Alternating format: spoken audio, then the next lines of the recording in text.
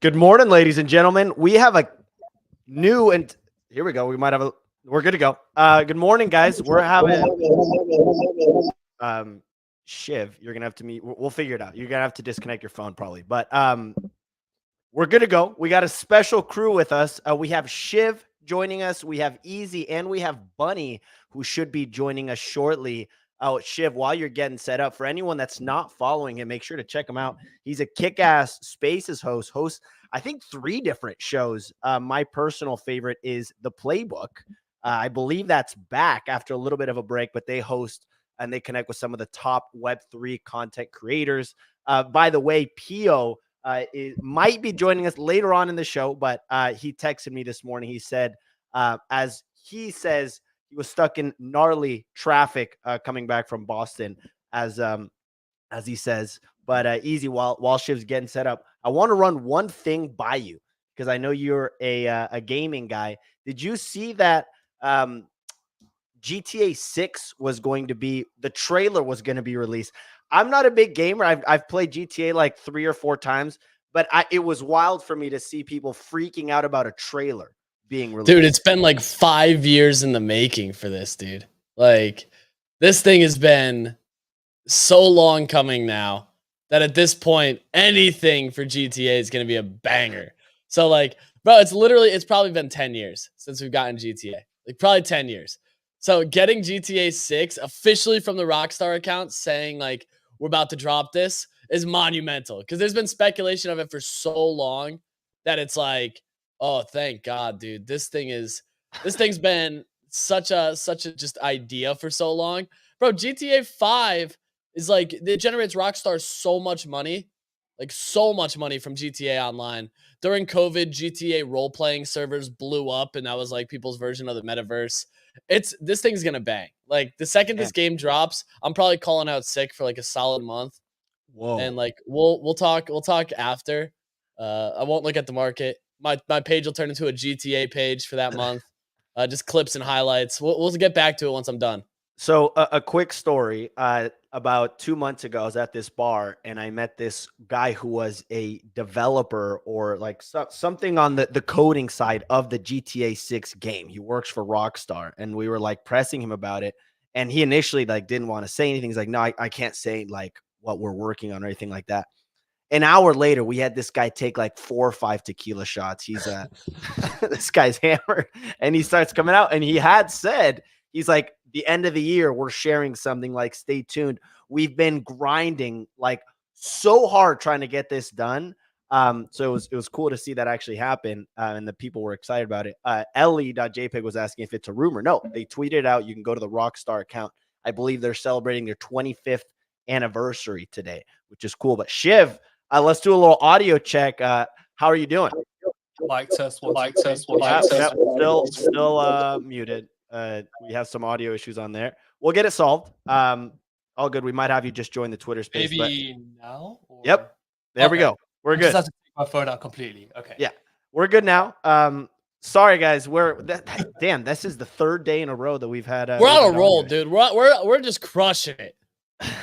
Just extremely unprofessional behavior from the crew. But Shiv, it's good to have you here. How's it going? Dude, it's an absolute honor to be on the show. I think for the time I can remember being in the space, I've always been like, I'm tuning into the Nifty show, getting my daily dose of alpha, and just really understanding what's happening in the market and really setting the bar when it comes to really well executed spaces. Me, who runs multiple different shows to such a degree, I've got to take a lot of inspiration and credit from you guys. You guys have really set the standard. So I'm really excited today to kind of just be here. And there's so much to talk about. Probably the most bullish time it's been in a while in this space. Last week was crazy. We already started off strong this week with everything that happened on Monday. Like, gosh, I'm feeling good, man. The vibes are high. Absolutely. Well, it's super excited to have you today. For anyone that's listening on the Twitter spaces, Shiv right now is rocking a little is that a polar bear hat? We have a little polar Arctic theme coming from his camera. I'll post a picture on it in the comments for you guys to check it out. Very on brand. I had to represent the Pudgies out today. I'm not gonna lie. You see me on the timeline rocking the little Pudgy. I'm loving what they're doing, so I had to come prepared. I need that nouns one, bro. They just teased their nouns drop. It's Bro. hands down my favorite one. Hands Definitely down my my favorite one. Definitely my favorite. I texted Luke right away. I was like, I need it. Like I've never hit him up for any of them. And this one, I was like, I need this one. This one slaps, dude. I love it. I love how you got your little Pudgy just chilling in the bed in the background as well. Oh yeah, I got my dog sitting with dude. He loves these things. They've made great stuffed animal chew toys for him at this point. He picks which ones he wants. So it's he's a demon, but he loves those things. Well, we have a bunch of stuff to cover. We have the Ordinals massive pump and surge in volume coming after a little Binance listing yesterday, which is super interesting. We have a continued NFT rally. This is like the 4th day in a row that we're seeing green all over the market, and a new high in both traders and over 10K volume. traders to over 20 million daily active volume. It's a beautiful day, Clemente. Absolutely beautiful. Your boy said, I think creeps run, by the way. 65% gainer since I made that statement. It is mid cap season, so they are gaining, obviously. But shout out to the creeps. They've been basically anytime you include them in a tweet, you get a guaranteed like 15 retweets and a bunch of comments. It's I don't know what kind of Twitter action they have going on over there, but it's a engagement growth hack. Include creeps in your tweet, ladies and gentlemen. Easy. Are you good with running the weather report? I just pulled it up because I was going to say I'm running the weather report. Let's get some music going. We got the weather report. We're coming in live from the studio here. It is time to break down what the hell is going on with the market. And boy, are we excited. Market volumes at 19.5 million, another 3-month high. With Blur at 13.7 million and Opensea at a whopping, alarming, preposterous 3.7 million. NFT market leaders. Looking at the leaders, nearly everyone's in the green as Bored Apes and Mutants are up 8%. Azuki D Gods and Pudgies up 4%. Don't tell me it's a winter season because we're looking red hot. Other movers include Elementals up 35% on the back of one single wallet, sweeping 100 ETH worth of Azuki Elementals, giga sending them to Valhalla. On top of that, we got Grapes up 20%, testing the 2 ETH floor. Weirdo Ghost Gang up 66%, and it is quite weird because I have no idea what the hell that project is. And Creeps up 17% to 1.4. Your boy was on that. Over the past 24 hours, starting with Ordinals, it was a huge day for the ecosystem. Absolutely electric as BRC20 token ORDI was listed on Binance yesterday, causing an 80% gain for the token as it saw a huge increase in buying volume. We then saw subsequently Ordinal NFT collections absolutely cook. Your boy printed on those Dimitri Cherniak geese, sold all of them yesterday promptly as soon as I was tagged saying that I'm no longer in the red. We did see a high of ORDI up to $13 yesterday before retracing slightly back to 11.9. On top of this, Yuga Labs co-founder Gordon Goner has continued his aggressive gold-only shopping spree, buying a hoodie cryptoed before sweeping gold Sappy Seal, a gold D-God, and a gold Pudgy Penguin, of which he said curves slightly to the left. On top of this, these 3 purchases were all substantially above the floor. The gold Pudgy for over 38 ETH, the D-God at 8 ETH, and the Sappy Seal, I have no idea what he paid for it, but he definitely paid too much. But the instant pump that caused on the back of Gordon Goner sweeping these collections was short-lived, and shortly thereafter, we did see some pullbacks with some even going under the recent price, of which he caused the price action to be volatile. Looking over at the marketplaces, investment manager Koa2 has marked down their Opensea valuation by 90%, which suggests a $1.4 billion evaluation for the marketplace. Opensea raised $300 million at $13.3 billion and laid off half their workforce just last week. And lastly, we briefly discussed Azuki Elementals giga sending after one prominent individual spent 100 ETH. Does he know something? No one's really sure, but he swept 139 Elementals. The account was Christian.eth, who followed up the huge sweep by tweeting, "Oops, I think I swept Elementals to a 0.75 floor. I am too bored." It is a holy thing to do by Christian, so kudos to him. And we are back to Clemente in the studio. Hey, thanks so much, Easy. Yeah, that pump was I like that big dick energy when they're just like, "Oh, I'm bored. I just spent like $100,000." We're always bored, dude. Well, to me, that's like if people are in that they try to flex but like be casual about it. To me, that's like, oh, we we might be back. Another sign of us possibly being back is like now I'm in the mornings now. The first thing I do is check NFT prices.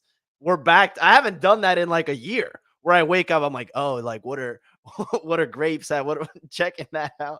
Which is not the healthiest thing to do by any means. I'm also distracted during the workday. I'm sitting here and I'm the like, whole day. Blurs up on one monitor all day. It doesn't go off. It doesn't go off. It's up the whole day. There's no changing it either. We're not stopping that anytime soon, Clemente. Well, it is exciting. Before we jump into the daily digest, I want to take a quick minute to thank today's artist spotlight artist Zen Zero. We're super excited about today's drop. We've been working on this for literally the last few months, so we're super excited to share more with this later on in the show. But Zen Zero is a Solana-based pixel artist. He made his debut in October 2021, where he minted his first work as a limited edition on Solana, and his latest collection, Glyphscapes, is minting now. You can check an example and some of his work on the pinned tweet that we have up top. Make sure to check that out. And you can also buy these right now. They're pretty cheap right now. I think they're a few sold. So make sure to check that out and wait for the free NFT password at the end of the show. But some other updates from the Nifty Daily Digest. We saw memes by 6529. They saw 300 sales in one day yesterday as the collection is starting to surge once again, which is exciting, along with basically every single other collection. But it was notable to see that. And their shout out to Camila Noguera, who's going to be the artist for today's meme. She is an artist spotlight alum, as you can call her. And stablecoin issuer Circle is considering a 2024 IPO, which is going to be super interesting to see how that one plays out. They've been printing cash on the interest on their stable coins there, as Punk 652 or not NFT Stats pointed out this morning. Web3 gaming token Shrap is going to be listed on Bybit, Huobi, and KuCoin. Easy, I want to throw over to you real quick on what this means exactly and what people need to know about this if you have any additional information. No, man, I'm wicked excited because it's the first time that we've actually seen a gaming token that seems like it's going to have a ton of syncs before the game's even live. They've teased that it's all about this creator economy, voting for maps, voting for gun skins, and that's all going to require Shrap. You also earn Shrap through a ton of different means, extraction packs, owning operators, a whole mess of stuff that's been going down. They are having an early play test today on site. They had invited me, but it was just too last minute. I'm like genuinely upset I couldn't make it because I want to play this game so badly. And the tokenomics that they have are actually really interesting to me because it seems like the first thing they thought of was, all right, how do we make sure that there's syncs in place so that it's not just like another pointless token? And for me, I'm like, thank God, because we've seen that happen so many times where there's no sort of deflationary aspect to it. And because they're so focused on this creator economy and user generated content, that's the easiest way to reward people is you get a bunch of creators to create stuff. You get people to use their token to burn, to participate in what people are creating. And then you end up rewarding those same creators in the token. Right now, I think it's sitting at around 9 cents, which not too shabby. Like seeing gaming tokens that open up in monetary value that feels like, oh, this is a penny. Like that's crazy, you know? So it feels good. Like you said, listed on a couple of exchanges. They've partnered with a bunch. I'm excited to see what the volume looks like over an extended period of time. But no, I'm really, really excited. Obviously, we got beta going live next month. So pick up an extraction pack because your boy's going to be in the arena kicking some ass. Oh, wow. Okay. Well, there we go. So real quick, just to clarify. So is this already listed then on these exchanges? Yeah, you can go buy it right now. Damn. And how is the price action? How has it been since its debut? Yeah, solid. It opened up, I think, around 16 cents, fell down to 9, which is not unsurprising because obviously what happens is a lot of people move it into an exchange, try to take some level of capital off. But once it stabilizes, it's not going to surprise me if we see it around here just because it's really low float right now. But all in all, like I just think they have some solid understanding of what they're trying to do with the token versus many others, like I've said, that we've seen have been really hit or miss, like really hit or miss as far as what their plan is and how they're trying to navigate it. And for me, I'm like, okay, if you guys actually have some level of plan here, I feel way better participating and even potentially holding some of the token just purely off the speculation that like there's going to be a lot of sinks that'll lead into this and trying to just increase the exposure at least until we start to see market makers and other participants in traditional tokens.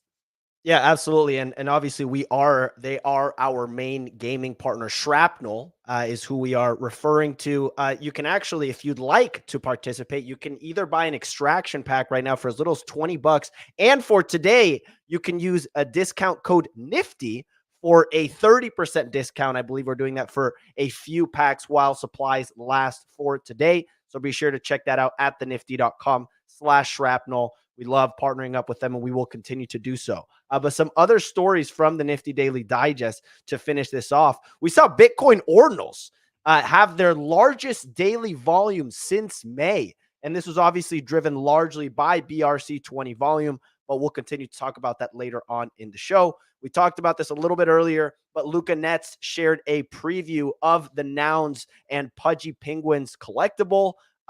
Easy. Anything else to add about this? I want to share this real quick for the users. It looks sick. Like, I think this is hands down their best one. 2 different colorways, gold glasses and traditional red glasses. So we're getting 2 drops. If you also notice, this Pudgy figurine is slightly different a model than the previous ones. It's a slightly different shape. It looks like they're adjusting that, which I'm excited about. I really like how this one looks.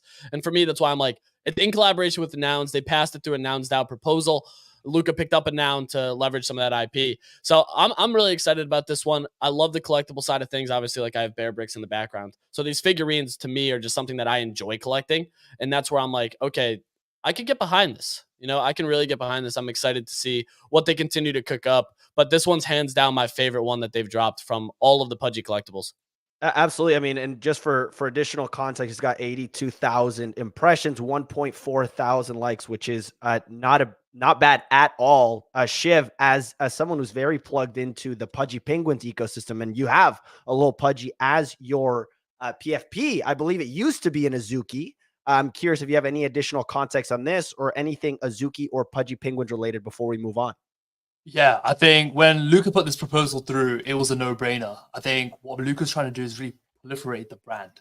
And one of the best ways you can do it is with one of the biggest and most successful DAOs within the space, which is Nouns DAO. I mean, the Nouns goggles, or noggles, as you say, are so iconic in itself. And this collaboration, I mean, Pudgies have done a ton of collaborations across the year, this year, a notable one being with Jack Butcher. And this one was bound to happen. And in my opinion, I know Easy was saying this earlier, this is probably my favorite collectible that they're going to drop. And I know there's a limited edition when it comes to the golden one, which is gold plated as well. So I'm looking forward to it. I think the box itself also looks incredible. So yeah, I'm still waiting on my pineapple one though. That's the only one I've been able to get my hands on. The other ones I've sold. That one was done through Jawways, right? That one was separate. Yeah. Yeah, that was more under the radar. It's like if you knew it was happening. But the rest just sold out instantly. Like, world record times. Yeah, we'll see. They're continuing to drop out these collectibles, and I mean, this seems like something that's a no-brainer for the company as a whole, but also for their holders. So it's nice to see them continuing to get some traction on there. I just finished off the Daily Digest. We had crypto YouTuber Ben Armstrong sue his former colleagues, alleging that they conspired to steal his Lamborghini in that meltdown that we witnessed about a month and a half ago. So Clemente, where the hell did you go?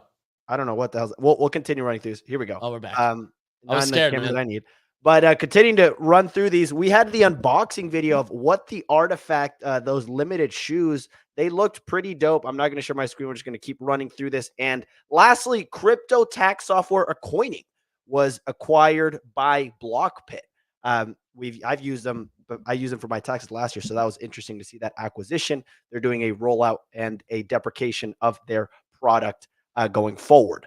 So something to keep note of there. But just to start this off, Easy, I want to throw over to you. We had Gordon Goner's NFT buying spree. He bought a Sappy Seal Crypto D-God Pudgy Penguin. He spent over 39 ETH on that gold Pudgy Penguin. He's buying everything above floor, just flexing how much money he has. And I checked the wallet. He has another 117 ETH in the wallet. Does this matter to you anymore? Is this anything you're noting? No. It's like if you're holding one of these assets, you're getting an exit pump is what's happening. And you can buy in cheaper shortly thereafter.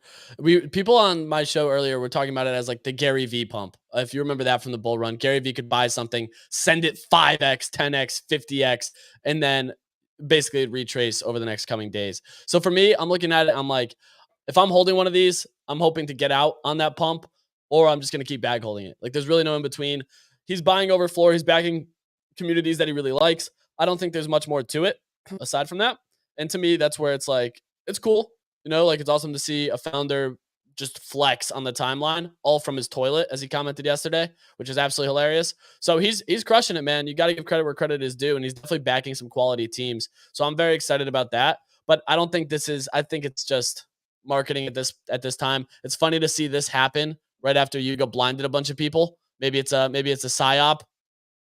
Well, yeah, and Bunny, I want to throw over to you actually, because I saw a couple people, and you discussed on your show last night. He did get a little bit of backlash. I'm very curious what Bunny thinks of basically like the usual. Hey, Yuga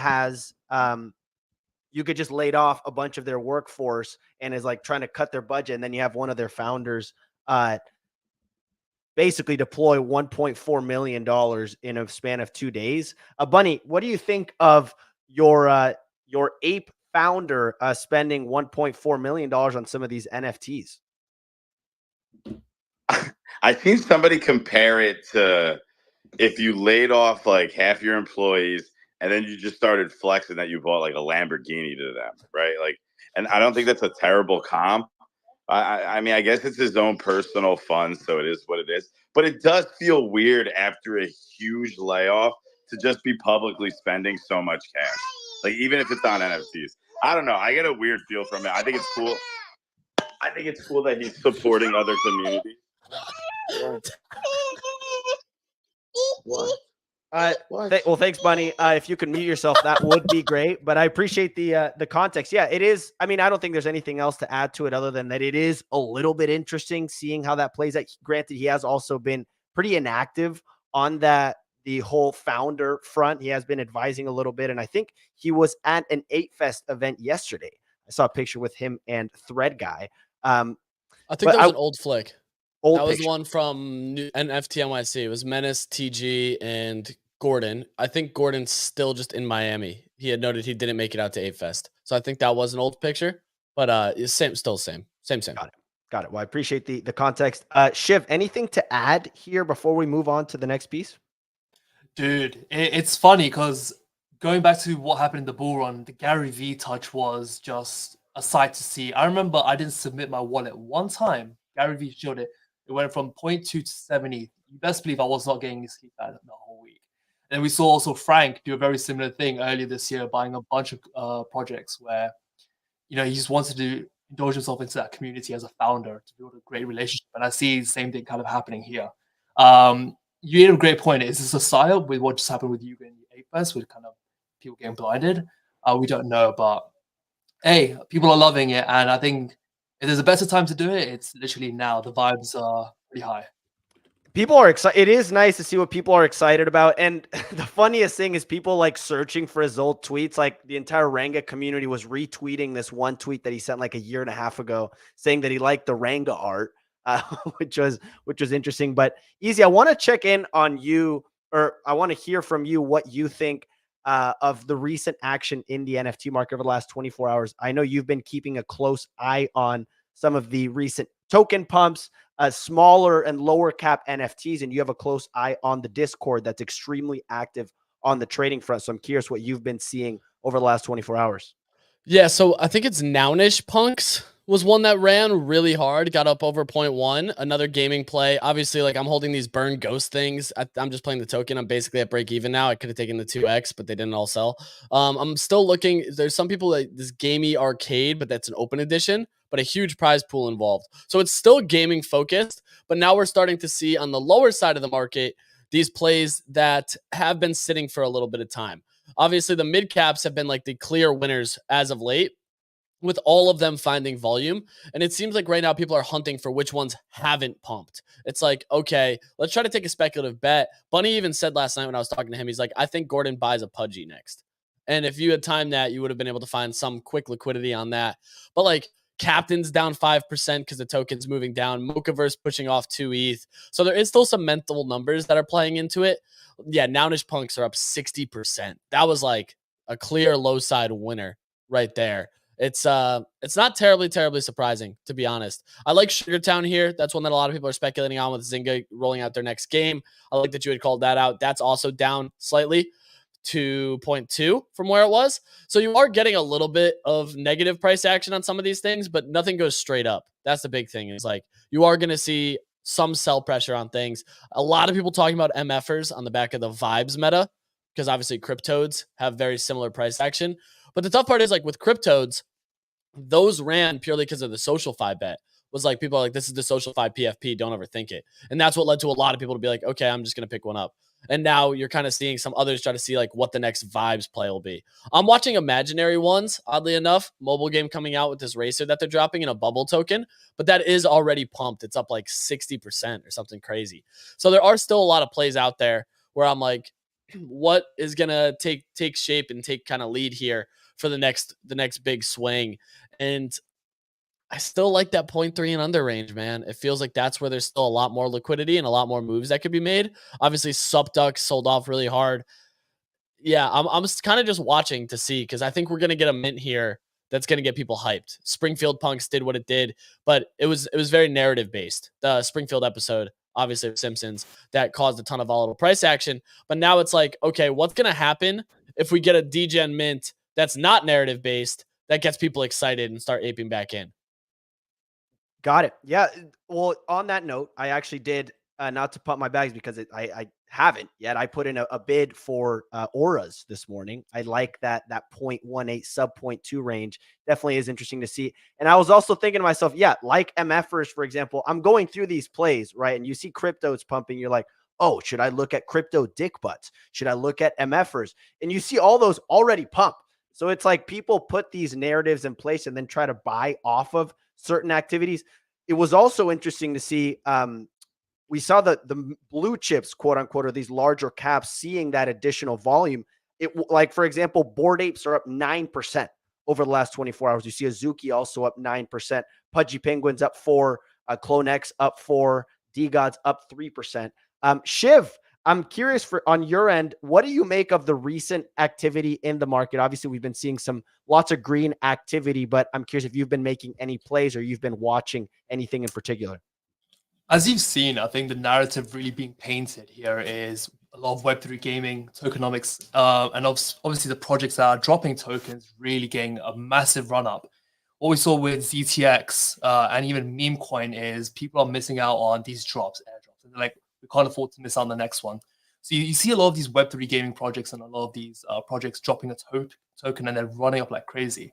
Grapes ran up crazy over the weekend. A few other gaming projects also ran up crazy over the weekend. I've been also buying into a few of them and just checking them out. It's pretty interesting to see, and I think it's a very good sentiment for all these kind of gaming projects to kind of come together and really get the recognition they deserve. I think for a while, they've been building immensely behind the scenes, but I think they've just kind of been overlooked. But at the same time, money talks is the best way to put it, right? Money talks. And if people are like, hey, I'm going to get an airdrop, I'm going to make a bag, I'm going to buy into it. One thing to notice is, yes, there's more capital being deployed, but the number of active wallets is actually the same. So it's just the same people putting more money into it, not actually fresh new people coming in. So that's interesting to watch. But I've been making some plays. I bought a grape recently and a few other things. Forge Chrono being one of them recently as well. I like that. Also, yeah, and Nowish Punks. I bought them literally last night. So I was like, yo, I think it's just under the radar, you know, on Steam, going to be on PS5, Xbox, a great looking game. But yeah, just kind of making it more of a safer place. I don't think these are entirely risky, but well, and I think it's worth also the conversations we're having right now, correct me if I'm wrong, are shorter term plays, right? Like, correct me if I'm wrong, Easy or Shiv, but you're not buying any of these collections right now and saying, hey, I'm going to hold this for the next 3, 6, 12 months. It feels like most of the plays that people are making right now, myself included, are short term. Like, I'm holding this thing for the next week max, right? But when you look at those ghost boxes or whatever that was, or the Nowish Punks, I see most people, especially in our Discord, making these shorter term buys. So when you hear some of these collections that we're dropping, it's not saying, hey, this is a good time to buy for the next 3, 6, 12 months. it's probably the best time to sell. If you've been holding some of these longer term bags, you're seeing a lot of exit liquidity come in and feed an extra 20, 30, 40% price into these. It could be a very, very good time to leave.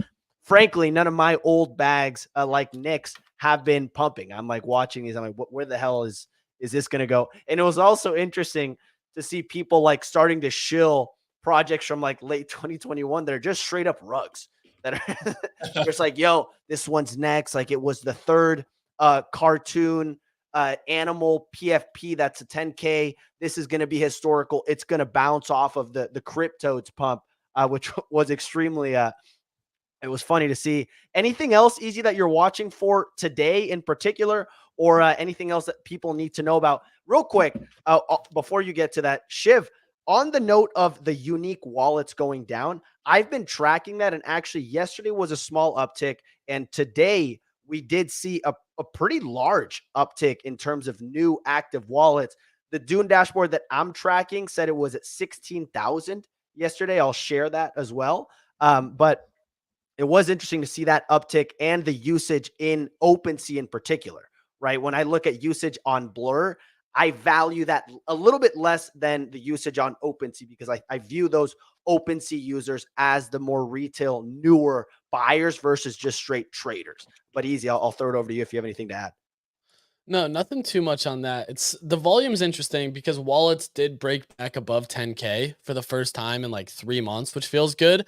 And the timeline feels more active. You have a lot of people that seem like, I don't want to say like it's totally back, but people who have been gone do seem like they're back and have been showing up more aggressively. Timeline's been more active. Engagement's been going up. I had posted a couple days ago that I was like, social sentiment's always the leading indicator. Spaces numbers were ramping. End of last week, started this week. Back to back off of events and catalysts. A lot of people coming out of the woodworks like, hey, I've been gone for a while. It's great to be back. And seeing those things is like, okay, this feels much better than it has previously. So now I'm just kind of like, all right, let's see if this sustains. And the big thing is like people come back when money's floating around and moving. But it's also like it's winter season for a lot of the country where people are inside more often.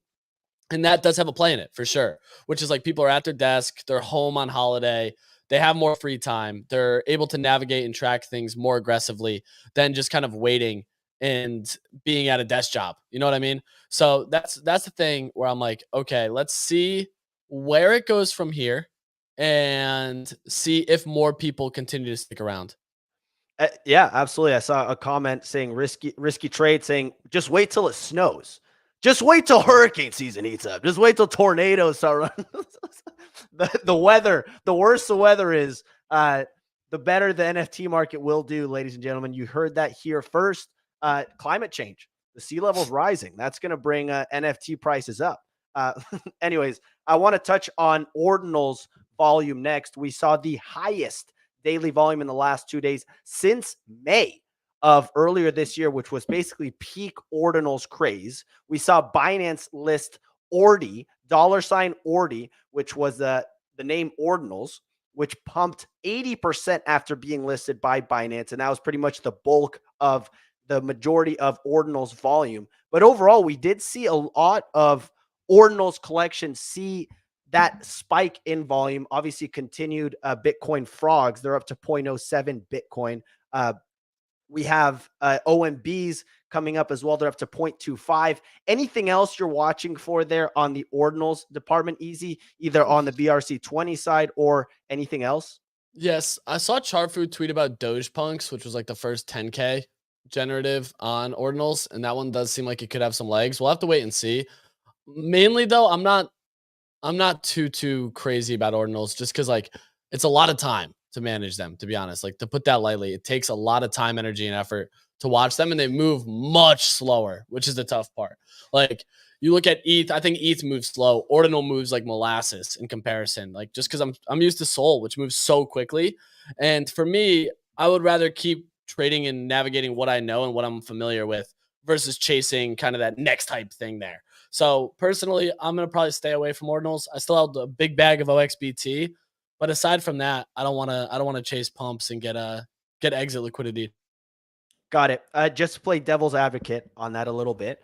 I do feel like the complexity of Bitcoin and Ordinals as a whole gives, if you're someone, let's say you're a full-time trader, right? Or you're someone that has the additional time to navigate this market, I do feel like you have an advantage because you're able to understand the nuances that come with ordinals, especially because, I mean, I've been hosting the Bitcoin show with Pio every week, and we've been talking to a lot of these founders, a lot of these builders that are building the tech, whether it's on the marketplace front, the wallet front, or analytics that are like, hey, over the next few months, this is only going to get easier to use. So if you know how to use it now, or you can, basically the thesis that they were saying is that the easier this gets to use, the more people that are going to be using this, bringing more liquidity to ordinals as a whole. Now, am I saying that Bitcoin Frog is a play here? I don't know, but that was an interesting note on that front. But Shiv, anything that you've been noticing on the ordinals front that you want to share here? This is actually interesting because I've had some heavy conversations talking about ordinals, the ordinal theory. I think what we saw in summer was obviously a lot of euphoria just running around on ordinals. And I think a lot of collections that came out being ordinals wasn't particularly something that people should invest into. I think the way I picture ordinals is, a decentralized chain and putting some art on it. I see it as a place to have authentic art and not really something where you can put any collection on it.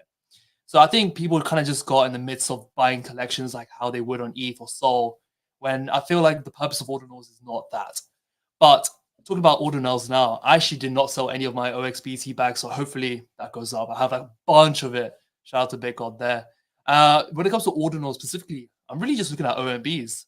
I think if there's someone really pushing it, it's ZK. And looking forward to Art Basel to see if they're going to do something. I know they had something in Amsterdam. I feel like ZK might be cooking up something for Miami. So hopefully there's an announcement or something that comes out around that time. But in my opinion, I think ordinals is just overlooked. I think the theory itself is bullish, but do people care about it is the number one thing. Do the people outside of the space looking into this be like, hey, buying artwork on a decentralized chain on like perhaps a rare sat, is that bullish to them? Who knows? But when it comes to actual buying collections, I'm really just looking at OMBs. I love that. Thanks for that take. I like OMBs. I find interesting, and I might catch a little bit of backlash on this. I don't know what the hell's going on over there. I just see a lot of like random ass tweets going out. I'm not a huge fan of the art, and again, I'm just being honest here. And to me, I look at Bitcoin as like the ultimate like for some reason, I have this weird thing in my brain where I'm like, dude, spending 0.02 BTC or 0.05 BTC versus spending that same amount in ETH or Sol is completely different for me. Like, it's hard for me to part with Bitcoin. I don't know if it's because we spend so much time listening to Pio, but it's hard for me to say, hey, if I want to get exposure to ordinals, I need to spend, what is it, like $8,000 to get basically just exposure to ordinals and hope that something comes out. It's very weird to me, the whole ordinals maxi biz is who we're talking about, but it is interesting to see. They've been able to hold their floor very well for the collection size that they have. It's been extremely impressive, and obviously they've seen that price appreciation. I'm again, good luck to everyone that gets involved with ordinal maxi biz, but to me, that seems like too risky of a play, Shiv. Like, I'm looking at that $8,000, like Easy's been saying, and does it make more sense if you're trading, right? And we're looking at a 2 to 3 month time horizon. Does it make more sense to buy one mutant, for example, and then get exposure to ordinals in a different way with some of these lower cap plays like Easy like? So I'm curious, Easy, if you're doing anything with ordinals there, or if you have any thoughts on the ordinals maxi biz pump recently. I mean, I think Ordinal Maxi Biz is the play if you're going to get into Ordinals. Like, that one just feels like the biggest no-brainer. It's impossible to fade ZK. I think that that's just not the move. If there's anyone who's going to get Ordinals to get any level of continued push, it's going to be OMB. Just ZK gets it. He was super early on them. His collection is the collection on Ordinals. It's one that if you want to get into it, that's one that I would just hold. I think they continue to move. Obviously, I'm still waiting on some more things to drop from them, but they got it, man. OMB's got it. And that's the one that if I'm going to deploy capital, I'd rather just buy the thing at the top and just hold it. Like, I'd rather versus chase new stuff. Yeah. I mean, that's like one of those where you're paying the premium, right, for one of these more established teams. The only other ones for me would be like on-chain monkey Dimensions, which has a 300 supply, which is higher. I mean, which is a lower supply and obviously higher end. But a lot of people, like myself included, I'm like, I want exposure to ordinals. I just don't know what to buy. Like, there's nothing where I'm looking at, I'm like, this makes me super confident where I can put a percentage of it and I'm cool with holding it for 6 months. That's not in the multiple thousands of dollars. So that's my dilemma. But I mean, even the Bitcoin frogs are almost like $2,500, right? So that's a hard, very hard amount of money for me to part with and just be like, okay with it just sitting there and trust it possibly going down to like $1,000, right? Or going down 50%. Only other thing I wanted to touch on is BRC20 tokens on the ordinals front. On the side of Binance just deciding to list this in what seemingly surprised everyone. So a little bit of context, Binance listed the BRC20 token ORDI, Ordinals, yesterday, and the token surged 80% as a result. It was delisted for a little bit this morning, but it's back up and it has dipped since that 80% pump. I believe it was down to 11 cents last time. The reason I bring this up, Easy, is I don't understand very well how marketplace incentives work, but has Binance just been printing money recently? Absolutely. So Well, can absolutely. you explain that to me, please? Because I saw them list meme, right? Meme coin. And if the way I look at it is they have to buy a certain amount or a certain allocation. I'm assuming they get it at a discount to So basically fund their that's a exchange. big misconception. Some people sometimes they just get it. Sometimes there's Oh, no purchase. Sometimes it's just given to them to create the market and make the market because they're not the ones buying or selling it themselves. Like, they don't return that profit. They generate all their profit off fees and LP pools and things like that that allow other people to participate. So when you have a bunch of buy orders in Binance, you need tokens to sell them. But if they're given those tokens, they're just only capitalizing on the fees that are happening from it. So whatever percentage they take, so they just want volume. So like seeing ORDI cook yesterday got them a ton of volume. Seeing meme coin cook got them a ton of volume. So for them, Binance is purely playing the fee game and market making game where it's all around getting fees. Many times to get listed on Binance, you have to give a ton of tokens from like the treasury wallet, which you'll see a lot of even like shitcoins keep to try to get on like MEXC or other things, just so that they can give them tokens to get listed, because any exchange just means more volume and you want people trading perps on it because that drives price action and speculation. So that's the big thing is like, I would say Binance did not pay for meme. I don't think they paid for ORDI. I think it was just given to them to market make and launch it officially, because you're not going to get volume like Binance anywhere else. Plain and simple. That's where you're going to get most of your fees generated from. So as an organization, you're going to make a ton of capital. Once you get market makers involved that are trading it all day and you're doing 50, 100 million on the low side, you're printing money, like hundreds of thousands, if not millions of dollars a day, just off people cycling the token. Got it. And it was interesting as well to see they also, when they roll out these launches on specific tokens, for example, ORDI, which by the way is not at 11 cents, my bad, it was at $11. So got the wrong digit there. Yeah, Thank you slight misconception on that one, eh? But it's still, regardless, got a whole lot of volume and it was up 80% after getting listed. It's interesting to also see Binance basically include these trading incentives of like, hey, if you do X, Y, and Z, you get entered to win thousands of dollars in prizes But or think whatever about that. why is exactly what I just said. Is it's the fees. The more people that are trading more volume equals more fees for you. So like to them, it's like, let's give away 100 grand and we do 100 million. That 100 grand is literally a drop in the bucket of the profit that they make off of it. Got it. Got it. So just to finish this off, when we're looking at BRC20 tokens, the one that you brought up, OXBT seems to be the other high, basically high demand one, or the one that seemed to have a surge in popularity a few months ago or almost 6 months ago during the Ordinals craze and BRC20 craze. Is there anything holding Binance back from saying, hey, let's just go ahead and list the next 3 or 4? Is there any sort of strategy? Because if I'm sitting there and I'm Binance, I'm in money printing mode, especially during this market, and I'm trying to make money off of fees, off of the activity and surge in ordinals, for example. What's holding them back from listing a whole bunch of these and we see additional volume surge into Disparate BRC20? volume is the issue, is what you're doing. You can't, if you list all of them, it causes segmentation and fragmentation where you want the volume to be circulated in a singular location. Like that's the big goal here. So it needs to be a slower rollout. Like that's how I look at it, is like if you list 5 different BRC tokens, then you're going to see less volume because people are going to be going across them and moving around them. So like to me, I think they will eventually continue to list BRCs, but speed running to do so, I don't think is the best move for them personally. Like I think if they take it a little bit slow, they get used to it, they roll it out in a way that isn't like them just listing 500 different tokens where now your volume's all over the place. That's the big thing is like you want to hyper focus on this one token because that's where the most fees will get generated from. Got it. Okay. Like I appreciate you breaking that down. That's very interesting, and I was not aware of that strategy. I mean, it sounds also a little bit like some of these NFT marketplaces and where they'll be transitioning to as well, and the incentives that they have in place, and how they use incentives to I drive. think NFT marketplaces die. All of them. Yeah, bold claim. I think every Well, single one dies. Goddamn. Well, we're literally talking about that next, which is going to be interesting. So we'll be right back, ladies and gentlemen. But in the in the meantime, I want to give another quick shout out to Zen Zero, the artist spotlight artist for today. Zen Zero is a pixel artist based natively in Solana, and he minted his first piece in October of 2021 on Solana. We use early via limited editions. Some beautiful collections. You can check out his latest collection, Glyphscapes, which is minting now.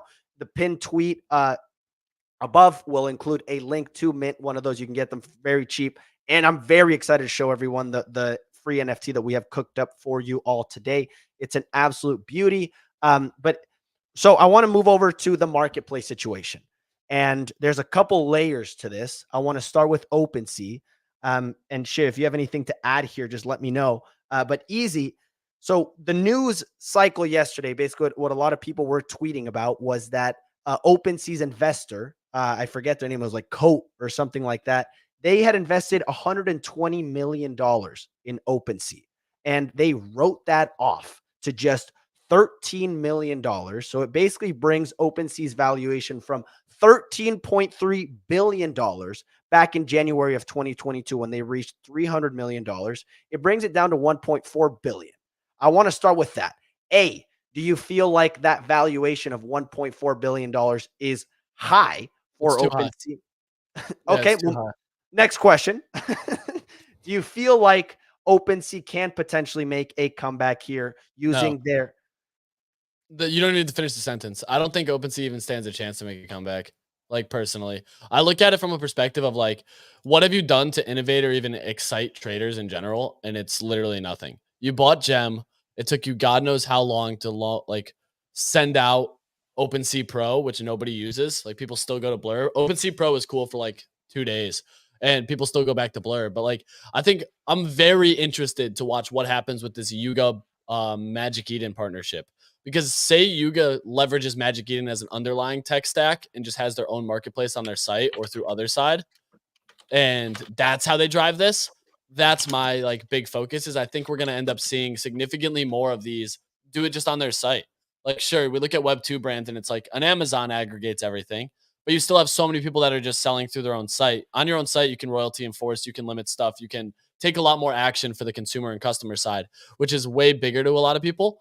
And that's where I'm like, this is going to be the big move here is what Magic Eden does. I've always been a big proponent, especially from gaming, for marketplaces to have their own, or for games to have their own marketplace, purely because it opens up a lot more opportunity for revenue generation, for control of some things. I think decentralization across the board is not actually a feasible solution for mass market participants. I think custodial wallets, centralized locations for marketplaces, and all those key things is really where the future looks.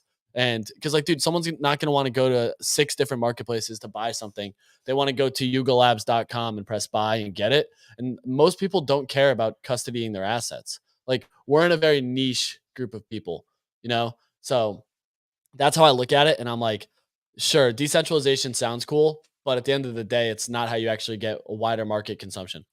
Yeah, well, great take. And Shiv, I'm going to throw over to you in one sec. The thing that I liked about Opensea, or that I thought, and by the way, there are commenters saying that they like Opensea Pro better than Blur. So that seems to be a competitive advantage that Opensea has. The other thing that I will note is that Opensea also had the competitive advantage of the launch pad. Blur doesn't have that. So OpenSea would market upcoming projects or whatever that looks like via a launchpad. They would put them on the front page and use that as a way to help projects market.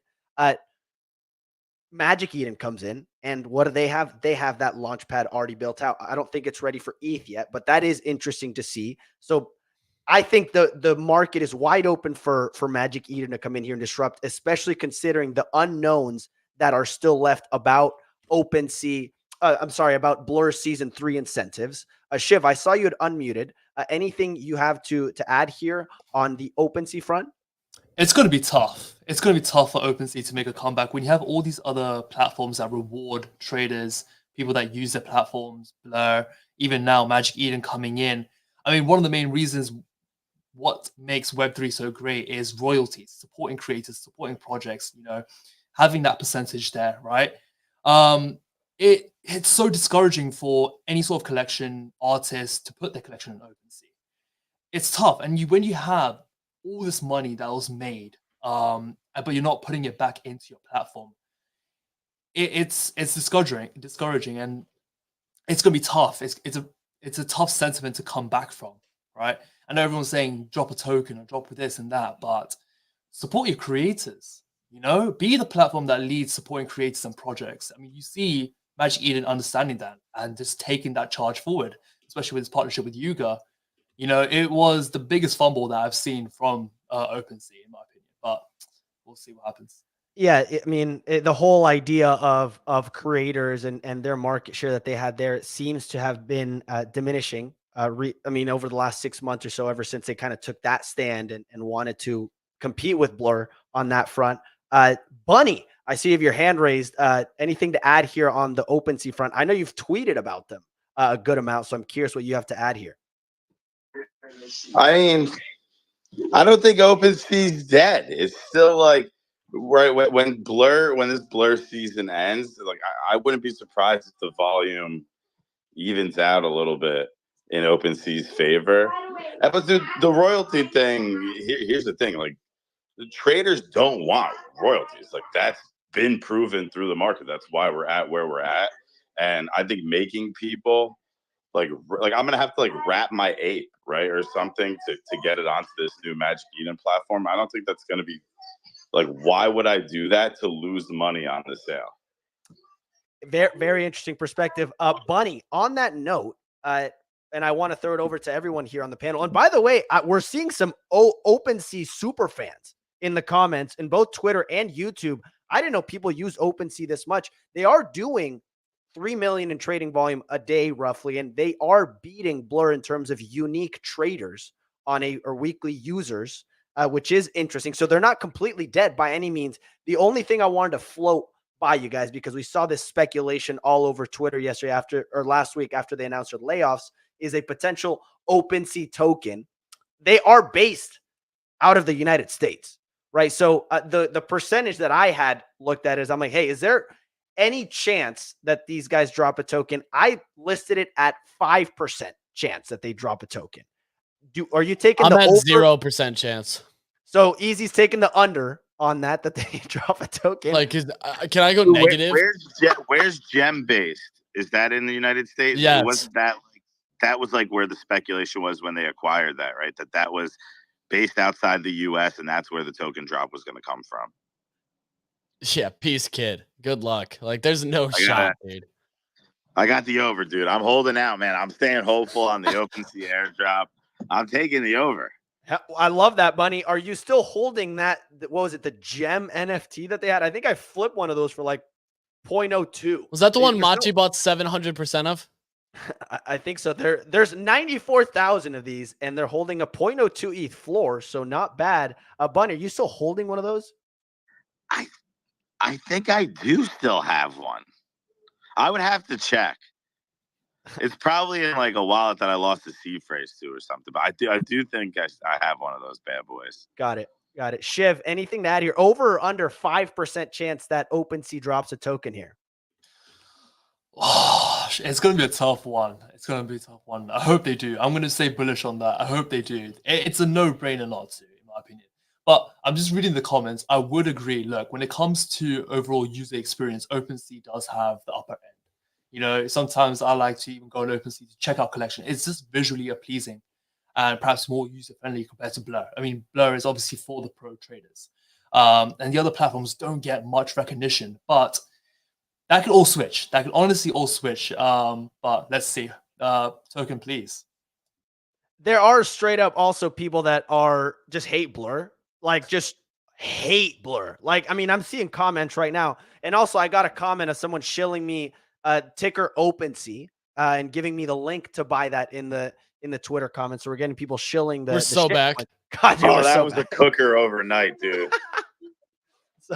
So there you go. Yeah, I mean, look, I don't know where OpenSea will go from here. I personally, when I'm just browsing, I like OpenSea better. But I'm very curious. I think it's wide open for Magic Eden. And this whole idea of royalties will be super interesting to see play out. If you guys don't have anything else to add here, we'll move on. Easy. Anything to touch on OpenSea, Blur, or is this a nothing burger for you? Absolutely nothing, Burger. I'm over at Clemente. Couldn't care less. We're not getting a token. They're not doing shit. They just got written down 90% from their lead investor. Good luck. See you never. Can't wait for the next marketplace. Well, there you have it. And do you use, you're mostly a Blur I trader? only use Blur if I'm trading on ETH. If you don't I mind me only use asking, Blur. how have you stacked points at all for this season 2 airdrop that's coming up in literally No. less than 2 weeks? No? Not really, dude. Because a lot of these points were done for bids and blend. And like, I don't do a lot of that. Like, dude, my focus this past quarter is largely, it's truthfully been heavy DeFi focused, especially on the Solana side, like airdrop farming, margin fi, Soul Blaze, some others. So for me, it's like, I'm more interested in free money. Like Pith network is dropping, the Jump token is dropping, Solana airdrop season's really heating up.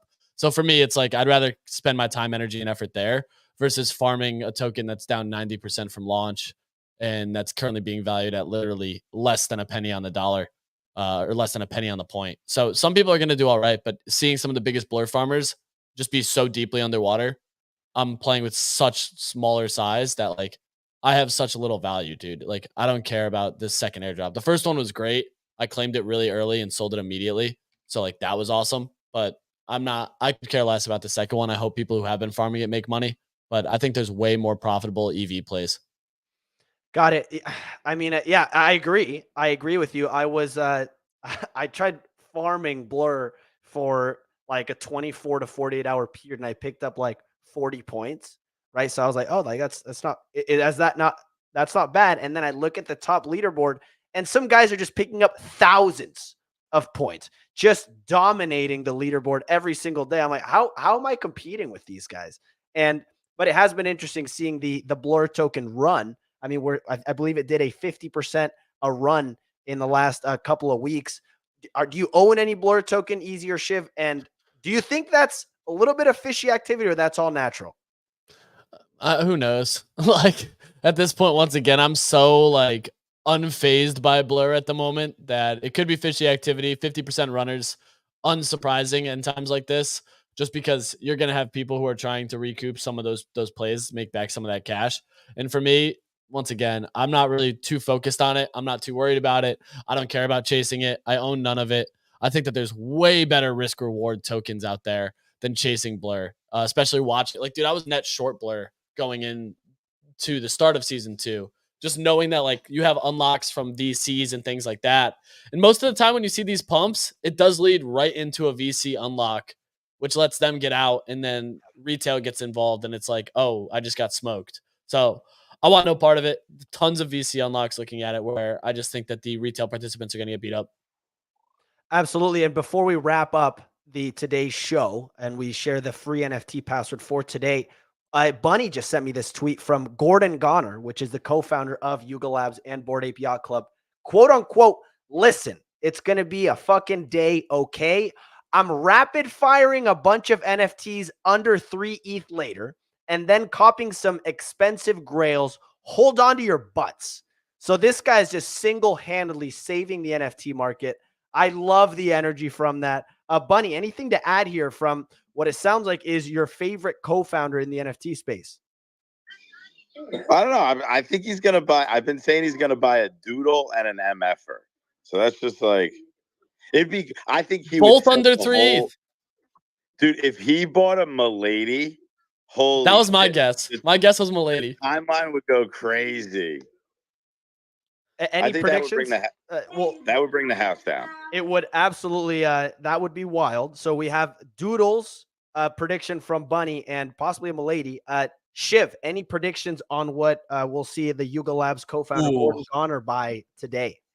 Dude, the 3 ETH tweet kind of put me off. I thought he was going to go into the art direction, to be honest. I thought he was going to get like a Squiggles or something. But yo, if you're what's some of the most prominent under 3 ETH collection? I think what Bunny said is true.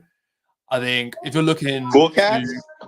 Cool Cats is a good one. That rallied up recently as well. So that, in my opinion, should be on the list. But if you're someone who's looking into this, I think what Easy said earlier, I think this is a great point. If it's going to rally up to like exit and then perhaps buy back in, or just hold, or just don't buy into the rally up because it is going to retrace. But I'm very curious to see. I think Chimpers is also perhaps something there. Chimpers is a good call. I like that. I actually like someone said creeps. Someone said creeps. Heyo. Big butts in there. Looks interesting.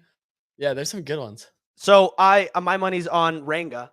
I'm gonna Ranga's a great call. Him buying Ranga, especially because they had the little bit of association there with 10KTF. The other theory that I saw was that he was going to buy every single NFT that was seen on the original Other Side trailer in that little spaceship. So a World of Women was in there, a Meatbit, a Cool Cat. So but I forget which other ones. If I already said World of Women, so those will be interesting. I'm seeing a lot of Cool Cats. Anything else easy on your end? Moonbirds. Last thing I'll say, and I apologize, I'm trying to set up the drop for today for the artist spotlight is I think I'm going to list my Ute here. I might list. Are you underwater on it? No, dude, come on now. What do you think? Who do you think I am? I bought this thing at the bottom, 0.55. So I bought this at I bought two at 0.55 last week. They're at 0.69 now. Even though they're up 10%. Even though you try to convince me to sell, I might list this at like 0.75 and bet that he buys one. And we see a little bit of a run up. And he already tweeted, "What the F is a Ute?" So I don't know if he's gonna buy one just because he bought the DGod. So like he has exposure to that ecosystem and he has premier exposure. He said he's gonna buy some grails. So unless he buys, because all Utes, remember, are the same rarity. Every single Ute is the same rarity. That's just how they did the collection. So unless he buys a 1 of 1, I don't see him buying that. Especially because he already has exposure to Dust Labs and that whole ecosystem. So I would take that 0.7 and get the hell out.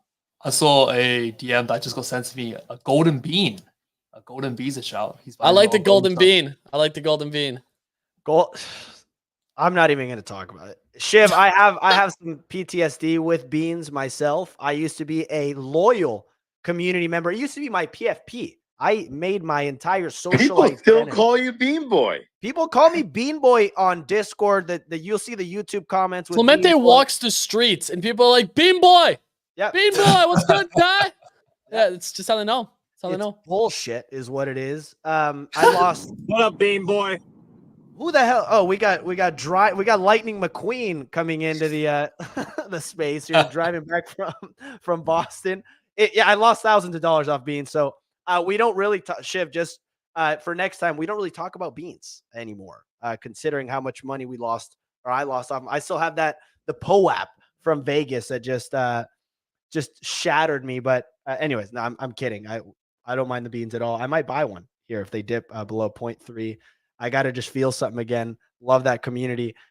All right, ladies and gentlemen, that is going to be our show. But in the meantime, we are going to drop our free NFT. This is an artist spotlight drop brought to you by the one and only Zen Zero, a Solana-based artist who has a collection live. You can check out the mint link in the pinned tweet above. But the password for today's free NFT is ACID21.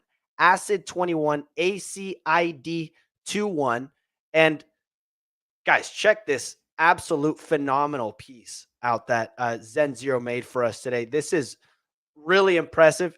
So thank you so much, Zen, for dropping that with us today. Make sure to give him a follow at Zen0M and that pinned tweet above. And don't forget to claim your free NFT and comment for a little bit of a giveaway that we'll be running later today, brought to you by Shrapnel. So thank you so much. Shout out to Zen Zero, and you can go check out Glyphscapes, which is a long form generative art series that is currently available to mint now at codecanvas.art. You can go and check out that pinned tweet or right here in the nifty.com website. So go to the nifty.com/claim and enter the password acid rain or acid 21. I'm starting to lose it, guys. Anyways, that's our show, everyone. Thank you so much for listening. Shiv, thank you so much for joining. This was an absolute pleasure. Make sure to follow him at Shivster, at SHIVST, the number 3, and then R. It was a pleasure, man. Thanks for joining. I appreciate you guys bringing me on. What a show. And we're fucking back from this. So what it seems, we're fucking back. So fired up, man. I mean, I've never seen, I can't remember last time I had this many comments of people shilling the most absolute random garbage, random tickers that I've never heard of that I absolutely love. So keep it up in the comments. It's good for the algorithm. And we'll be back tomorrow at the same time, 9 a.m. Don't forget. And we have another group of special guests joining us. I mean, this was an absolute pleasure, Shiv. Thanks again. Easy, Bunny, and Pio driving back. And we'll be back tomorrow, ladies and gentlemen. Thanks so much for tuning in. We will see you all.